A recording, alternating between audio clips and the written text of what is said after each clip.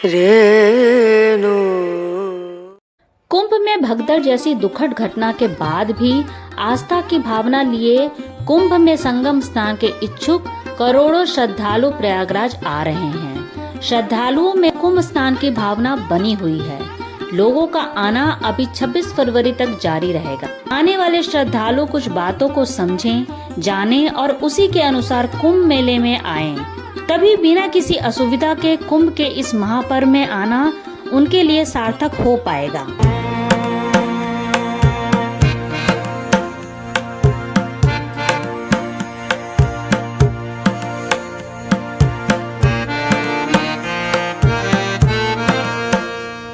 Hello friends, आपका स्वागत है मेरे ट्रैवलिंग चैनल वेकेशन ग्राफ्स में। मैं अपने पिछले वीडियो में प्रयागराज के कुंभ से संबंधित कई जानकारियों को सामने रखी हूँ। उसका लिंक आपको डिस्क्रिप्शन बॉक्स में मिल जाएगा। गवर्नमेंट और एनजीओ की तरफ से सारी व्यवस्था के बावजूद भी कभी कभी श्रद्धालुओं के भीड़ का प्रेडिक्शन न होने के कारण और कुछ कमी रह जाने के कारण श्रद्धालुओं को असुविधा का सामना करना पड़ जाता है। इसलिए हमें स्वयं भी कुछ जिम्मेदारियों को निभाना चाहिए और कुछ सावधानियां बरतनी चाहिए। इसलिए मैं आज के वीडियो में बात करने वाली हूं कि कुंभ में आप जाएं तो क्या क्या सावधानियां बरतें। साथ ही कुछ जिम्मेदारियों की भी बात हम आज करने वाले हैं। सबसे पहले मैं बात करना चाहूंगी कि श्रद्धालु प्रशासन की व्यवस्था को समझें, उसे जानें, उनके नियम के अनुसार धैर्य से सब कुछ पालन करें। क्योंकि जब बहुत भीड़ आ जाती है तो बहुत से लोग शॉर्टकट का रास्ता लेने को उतावले हो जाते हैं। लाइन तोड़कर, बैरिकेडिंग तोड़कर बहुत से लोग जल्दी से जल्दी आगे बढ़ना चाहते हैं, जो कि बने हुए व्यवस्था को खराब करने का काम करते हैं, जिसके कारण अन्य श्रद्धालुओं को परेशानी होती है। जब हम कुंभ में समर्पण की भावना से आते हैं, शांति की तलाश में आते हैं, तो मन में यह अस्थिरता आखिर क्यों? तो लोग ये समझें कि व्यवस्था के नियम के अगेंस्ट काम करने से फायदा कुछ नहीं होता, उल्टे नुकसान के चांसेस और हो सकते हैं। अतः नियम का पालन करना हमारी जिम्मेदारी है। दूसरी बात बताना चाहूंगी जो व्हीकल से संबंधित है। प्रशासन की तरफ से कभी कभी आपके पर्सनल व्हीकल को काफी पहले रोक दिया जाता है और आपको पैदल चलना पड़ सकता है। ऐसे में नियम का पालन करें, क्योंकि कुछ लोग अक्सर व्यवस्था में तैनात कर्मचारियों से बहस करने लगते हैं, उन्हें अपने फायदे के लिए मैनिपुलेट भी करने लगते हैं, जो कि बहुत ही गलत है। कुंभ जा रहे हैं पुण्य कमाने, इस तरह की करनी से आखिर उनको क्या हासिल होगा, इस बात को वो समझें। अपने व्हीकल से आने वाले लोगों को भी मैं एक सलाह देना चाहूंगी कि कोशिश करें कि ट्रेन, बस या अन्य पब्लिक ट्रांसपोर्ट का इस्तेमाल करें और पब्लिक ट्रांसपोर्ट से ही प्रयागराज पहुँचे। पार्किंग की वैसे तो सुविधा है, पर वहाँ पर हर चीज की एक लिमिटेशन भी होती है और कुंभ मेला परिसर के नजदीकी पार्किंग का भरा होने के कारण आपके व्हीकल को कभी कभी बहुत पहले ही रोक दी जाएगी और आपको काफी पैदल चलना पड़ेगा। ज्यादा भारी गाड़ियों के प्रयागराज में आने का मतलब है लंबा ट्रैफिक जैम, इसलिए लोकल ऑटो, ई रिक्शा इस्तेमाल करना सही रहेगा। तो अपनी जिम्मेदारी समझें और व्यवस्था को सुविधाजनक बनाए रखने में सहयोग करें। तीसरी बात मैं कहना चाहूंगी कि आखिर सबको संगम नोज पर ही स्नान करना क्यों है।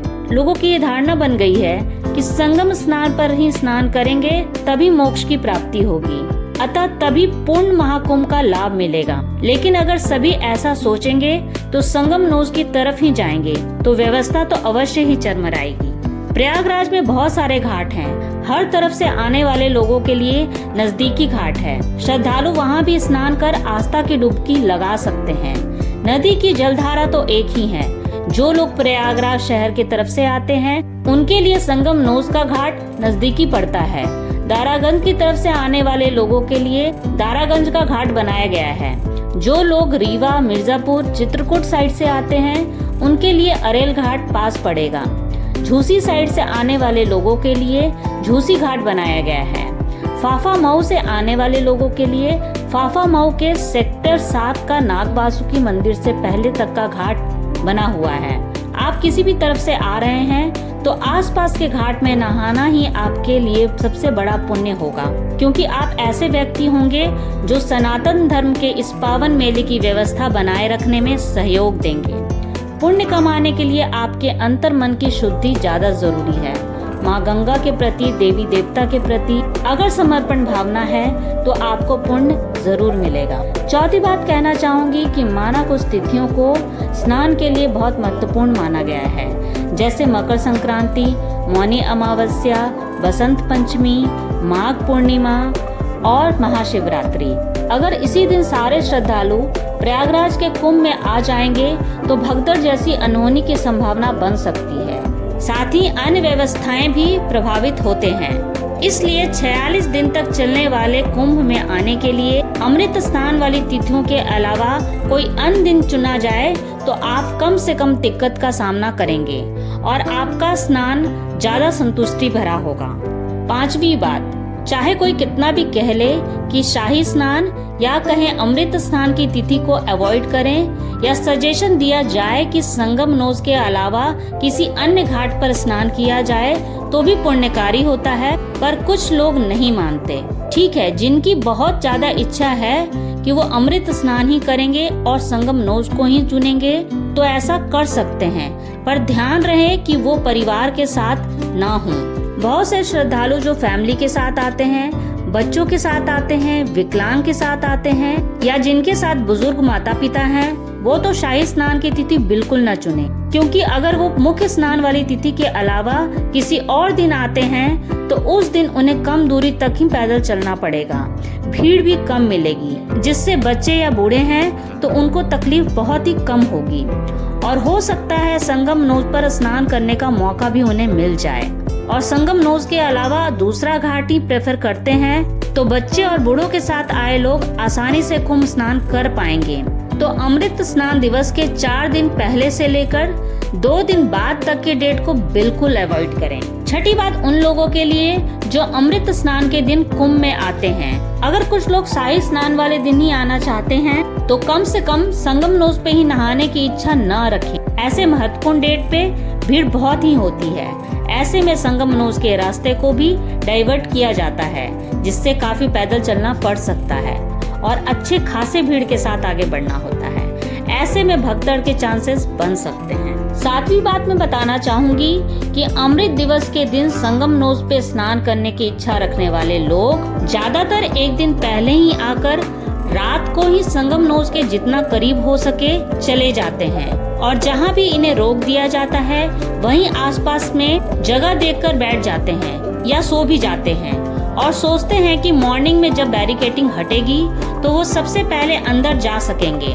पर उनका ये तरीका बहुत भारी भी पड़ सकता है, क्योंकि भारी संख्या में आती हुई पीछे की भीड़ के लिए ये ऑब्स्ट्रक्शन बन जाते हैं और बैठे हुए लोग जो आगे बढ़ नहीं रहे होते हैं उनके पीछे काफी भीड़ इकट्ठी हो जाती है और हल्की सी धक्का मुक्की भी लोगों के गिरने का कारण बनती है और फिर क्या, एक के ऊपर एक लोग गिरने लगते हैं और भगदड़ मच जाती है और फिर स्थिति अनकंट्रोल हो जाती है। 29 जनवरी मौनी अमावस्या के दिन संगम नोज पर यही स्थिति भगदड़ का मुख्य कारण बनी थी।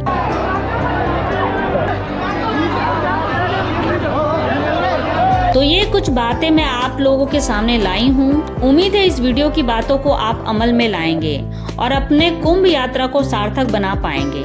मैं अपने हर ट्रैवलिंग वीडियोस में लोगों के यात्रा संबंधित सुविधाजनक टिप्स को जरूर बताती हूँ और इस वीडियो को खासकर कुंभ में लोगों को असुविधा ना हो उसको ध्यान में रखकर बनाई हूँ। उम्मीद करती हूँ यह जानकारी आपको अच्छी लगी होगी। अच्छी लगी तो लाइक शेयर जरूर करिएगा और जो लोग चैनल पर नए आए हैं वो चैनल को सब्सक्राइब जरूर से करें और नोटिफिकेशन बेल भी दबा दें। आगे की वीडियो में फिर मिलते हैं, तब तक के लिए नमस्कार।